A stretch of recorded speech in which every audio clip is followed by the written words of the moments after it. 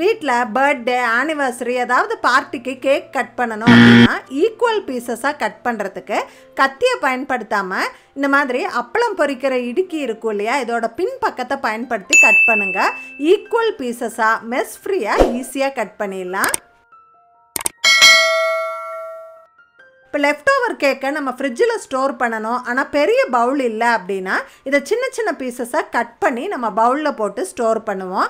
அப்போ அந்த க்ரீம் எல்லாம் கலைஞ்சு போய் ஒரு மாதிரி மெஸ்ஸியாக ஆயிரும், கேக் சாப்பிட்ற ஆசையே போயிடும். இந்த கேக்கை கட் பண்ணாமல் முழுசாக ஸ்டோர் பண்ணுறதுக்கு ஒரு ஈஸி மெத்தட் இருக்குது. இந்த கேக்கை அப்படியே போர்டிலேருந்து எடுத்துட்டு நம்ம ஸ்டோர் பண்ணுற பவுலோட மூடியில் வச்சுருங்க. இப்போ பவுலை மேலே வச்சு நம்ம லாக் பண்ணிக்கலாம். நான் உங்களுக்கு தெளிவாக தெரியணும்னு கிளாஸ் பவுல் காட்டியிருக்கேன், நீங்கள் எந்த பவுல் வேணாலும் யூஸ் பண்ணலாம். இதை நல்லா லாக் பண்ணிவிட்டு இதை எடுத்து அப்படியே நம்ம ஃப்ரிட்ஜில் ஸ்டோர் பண்ணிக்கலாம். க்ரீம் எல்லாம் கலைஞ்சு போகாமல் கொஞ்சம் கூட மெஸ்ஸியாக ஆகாமல் நம்ம க்ளீனாக எடுத்துக்கலாம். கண்டிப்பாக ட்ரை பண்ணி பாருங்கள். இது போல் நிறைய யூஸ்ஃபுல் டிப்ஸ் தெரிஞ்சுக்க கீழே ஃபுல் வீடியோ டேக் பண்ணியிருக்கேன், செக் பண்ணி பாருங்கள்.